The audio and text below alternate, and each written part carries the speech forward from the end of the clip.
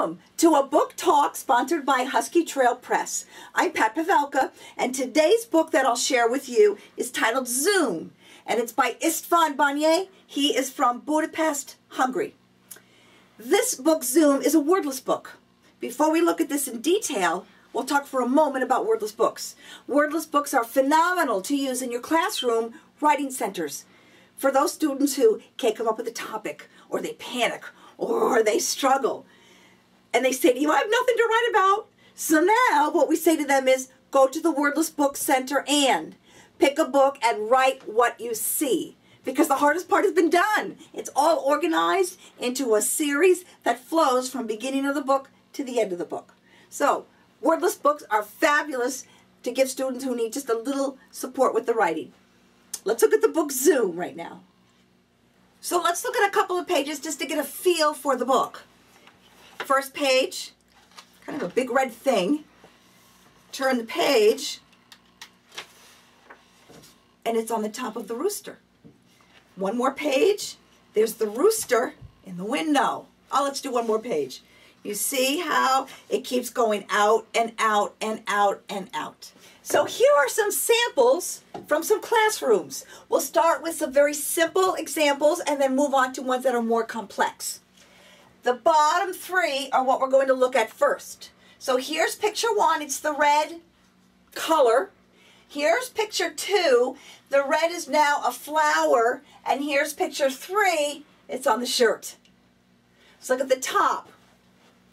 There's a fish, and there's the same fish, but down here is part of a calendar. You go to the next one, it's part of a bulletin board. There's the fish right there. And here's the last, it's the whole bulletin board, and the little fish is right there. This one is 6 frames. Here's picture one. Picture two, it's the soccer ball. So it went from this close up to there's the soccer ball, to there's the soccer ball, and it's a game that somebody's watching on television. And then it comes over here, you can see who's watching it, and there's the window. Then it's pulled away from the window, and here's the outside of the house. Here's one more sample. Picture one, Zoom. Looks like somebody fishing. Picture two, still looks like somebody's fishing, but the picture pulled back. Here's picture three. This says Poland Springs. And if you're familiar with Poland Springs, that is a perfect advertisement for what's on the bottle. Here's the next picture. There's the whole bottle. And there's the river right there. Here's the next picture. It's on the desk at school. And here's the last picture on the outside of the school looking in. We've just looked at some great pictures of the whole concept of Zoom. This is a wordless book. Wordless books are fabulous writing centers. Oftentimes children panic about what they're going to write about and think about wordless books. The whole topic, the story is all there in pictures. All students have to do is write what they see. Here's what happened with Zoom.